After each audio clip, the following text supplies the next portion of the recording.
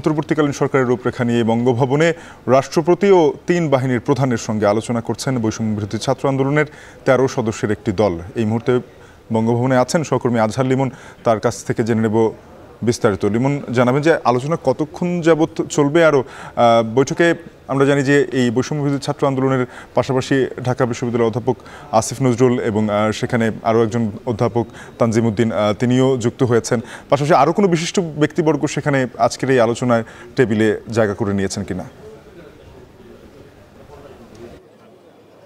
আমরা স্বাভাবিক ধারণা করছি যে এই আলোচনা থেকে যখন বের হবেন এই বৈষম্য বিরোধী ছাত্র আন্দোলনের নেতারা, সেই সঙ্গে এই আরও যারা অংশগ্রহণকারী আছেন তাদের কাছ থেকে আমরা জানতে পারবো, আসলে তখন বুঝতে পারবো যে অন্তর্বর্তীকালীন সরকারটির আকার কেমন হবে কিংবা সময়কাল কেমন হবে, বা তারা কি প্রস্তাব দিয়েছেন বা শেষমেশ আলোচনার সিদ্ধান্তটি কি হয়েছে। জানেন যে শাফিন দুপুর থেকে কিন্তু এই বাংলাদেশের যে দ্বাদশ সংসদ সেটি রাষ্ট্রপতি ভেঙে দিয়েছে, সেই কারণে বাংলাদেশের এখন এই মুহূর্তে একটা সাংবিধানিক শূন্যতা তৈরি হয়েছে। কারণ হলো সরকার নেই, যে কারণে নতুন আরেকটি সরকার সাংবিধানিকভাবে কিন্তু প্রয়োজন, এবং সেই কাজটি দ্রুত করার জন্যই কিন্তু সব পক্ষ এখানে আলোচনা করছে।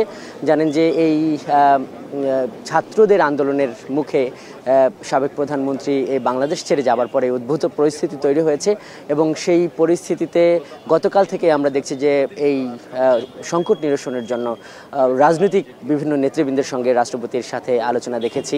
তার আগে সেনাপ্রধান বলেছেন যে তারাও চান যে তারা কাজ করতে চান যে দ্রুত কিভাবে এই অন্তর্বর্তীকালীন একটি সরকার গঠন করা যায়, এর জন্য তারা তাদের পক্ষ থেকে যে দায়িত্বটি সেটাও তারা পালন করতে চান। এবং আজকে গতকাল থেকে এই পর্যন্ত যেটা দেখেছি যে এই আন্দোলনের কেন্দ্রে যারা ছিল, এই বৈষম্য বিরোধী ছাত্র আন্দোলনের বিশেষ করে শীর্ষ সমন্বয়কদের কেউ কিন্তু এখন পর্যন্ত আজকের আগে কিন্তু এই বঙ্গভবনে আসেননি, বা আলোচনার টেবিলে কিন্তু বা এই শীর্ষ কর্মকর্তাদের সঙ্গে আমরা দেখিনি, বিশেষ করে রাষ্ট্রপতির সঙ্গে। তো এই আজকে আমরা দেখলাম যে মোটামুটি এখন থেকে 3 ঘন্টা আগে সন্ধ্যা 6টার দিকে তারা একটি মিনি বাসে করে, একটি কোস্টার বাসে করে এই ছাত্র নেতাদের নিয়ে যাওয়া হয়েছে, এবং এই আন্দোলনের যিনি প্রধান সমন্বয়ক নাহিদ ইসলাম, উনি বার্তা পাঠিয়েছেন যে তারা একসঙ্গে 13 জন আছেন, সব মিলে 13 জনের একটা প্রতিনিধি, এবং উনি জানিয়েছেন যে এই আলোচনায় ঢাকা বিশ্ববিদ্যালয়ের 2 জন অধ্যাপক থাকবেন, অধ্যাপক আসিফ নজরুল এবং তানজিমউদ্দিন। এছাড়া আমরা সবশেষ যেটি দেখেছি যে এখন থেকে মোটামুটি ঘন্টা খানিক আগে আমরা 20 থেকে 30টি গাড়ি এই গাড়িবহরে বঙ্গভবনে ঢুকতে দেখেছি।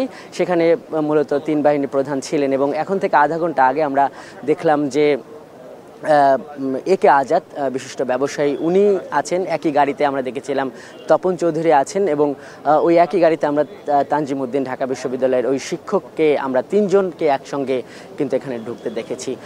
এখন সব মিলিয়ে তারাই অন্তর্বর্তীকালীন সরকারের আলোচনায় যুক্ত হচ্ছে কিনা সেটি তারা বলেননি, তবে একে আজাদ জানিয়ে গেছেন যে এখন যে একটা অস্থিরতা চলছে, এই অস্থিরতার মধ্যে গার্মেন্ট শিল্প সহ শিল্প কারখানার পরিবেশ কিভাবে ফিরিয়ে আনা যায় বা স্বস্তি আনা যায়, এই বিষয়ে আলোচনা করতে উনি এই রাষ্ট্রপতির কাছে এসেছেন। তো শাফিন, বঙ্গভবন থেকে আপাতত এই ছিল আমার কাছে সবশেষ।